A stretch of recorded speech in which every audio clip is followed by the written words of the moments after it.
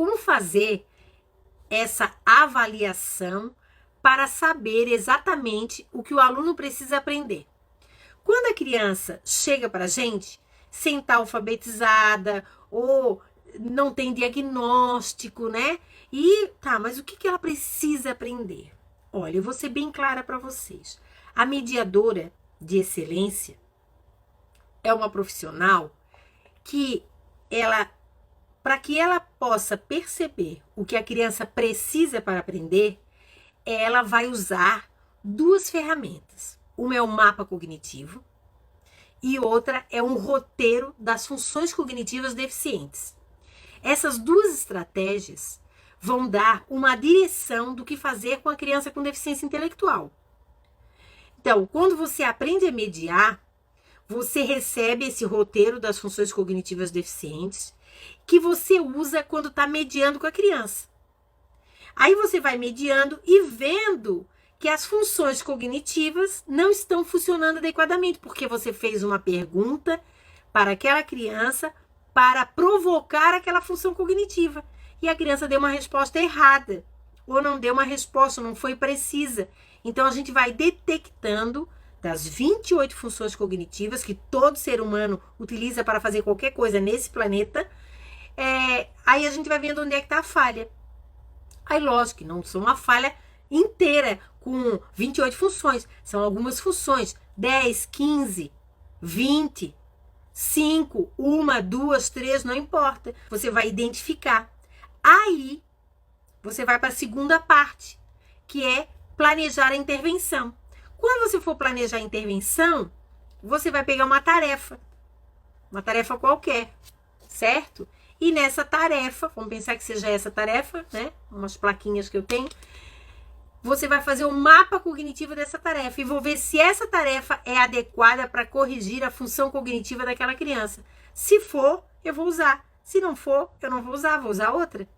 Então, por isso que é diferente, né? Aqui eu ensino você, eu dou exemplos de mediação, eu acho que isso facilita muito a interação que você tem com seus alunos, mas ser uma mediadora de excelência é ter esse mapeamento todo, né? Todo completo. Imagina você sabendo fazer tudo isso, aplicando as atividades realmente para corrigir as funções cognitivas, tá? Eu digo assim que o roteiro de funções cognitivas deficientes e o mapa cognitivo é o chão da mediadora. Eu vou fazer aqui uma mediação, tá? Dessas plaquinhas aqui, para como que eu trabalharia também com a criança. Sempre numa intervenção, eu tenho que deixar clara a minha intencionalidade. Então, eu posso dizer assim para a criança, ó, hoje vamos trabalhar algumas imagens e pensar na sua segurança. Eu posso mostrar todas as imagens, tá? Então, você conhece essas placas? Veja bem. Então, a criança vai manusear, vai olhar cada placa. O que será que elas significam? Vamos escolher uma para a gente conversar. Eu fiz a mediação dessa daqui, tá bom? Para que a gente possa direcionar um pouquinho mais a nossa ação. O que temos nessa placa? Quais as cores que aparecem? E no centro da imagem temos um desenho em preto. O que será? O que ele está fazendo? Isso significa algo para você? Gente, eu faço essas perguntas aqui bem rapidinho. Mas para a criança não é assim rapidinho, né? A gente tem que esperar a resposta dela.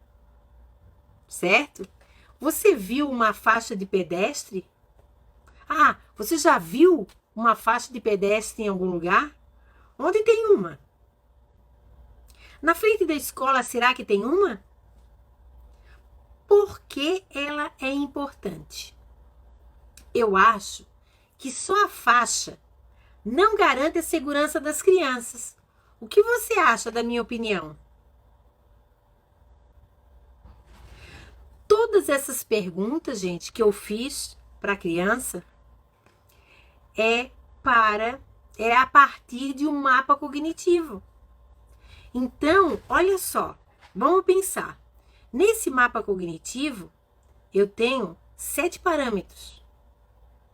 Primeiro, o conteúdo. que eu quero trabalhar com a criança? Segurança e as placas do trânsito. Qual é a modalidade? Simbólica, porque tudo é símbolo.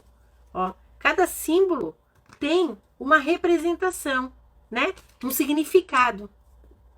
Quais são as funções cognitivas que eu trabalhei aqui? Percepção clara e precisa. Eu quero que a criança compreenda que, para garantir a segurança dela, ela tem que passar pela faixa de pedestre. Mas, mesmo sendo pela faixa de pedestre na frente da escola, ela tem que ficar atenta, porque pode vir um carro rápido e não parar na faixa de pedestre.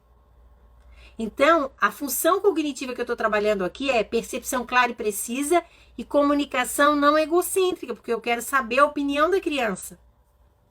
Outra coisa é que operações mentais eu utilizei. Identificação da placa, da faixa, da pessoa, análise. Raciocínio divergente, porque ele talvez tenha opinião, para atravessar a rua é só passar pela faixa de pedestre. E eu coloquei para ela que não, né? Eu não concordo que só passar pela faixa garante a segurança da criança. Isso é uma divergência. Então ela tem que saber lidar com outra opinião que não é a que ela tem formada. Outro, qual é o critério de mediação que eu trabalhei? Intencionalidade, para a criança ter a reciprocidade. Fiz transcendência, para ela pensar se na frente da escola tem. E tentamos construir um significado. E depois disso, enquanto mediadora, eu tenho que pensar o seguinte: será que essa atividade, qual foi o nível de complexidade dessa atividade? Foi baixo. Por que foi baixo? Eu usei apenas duas operações mentais. 3, mas continua sendo baixo, que são 19. E o nível de abstração? Ela só pensou na escola. Então, foi uma abstração muito pequena. Porque o nível de abstração é medido pelo número de transcendências que a minha mediação causa na criança. E o nível de eficácia é o quanto ela me respondeu rapidamente o que eu perguntei. Ou ela demorava muito para me dar a resposta. Então, se ela falava logo em seguida, o que eu perguntei ela já respondia, isso demanda, né, que a gente fala que é o nível de eficácia, a rapidez. Essa resposta tem que ser precisa e rápida, porque não pode ser impulsiva de qualquer jeito. Viram? Então, desse modo, certo? É possível que você consiga, então, desenvolver todo um trabalho, né, de intervenção e avaliação da criança. Eu sempre digo, né? Quando você está mediando, você já está avaliando. E quando você está avaliando, você está mediando. E mediando, você está corrigindo as funções cognitivas que estão deficientes. Então, saiba sempre que não é a criança que é deficiente, são as suas funções cognitivas.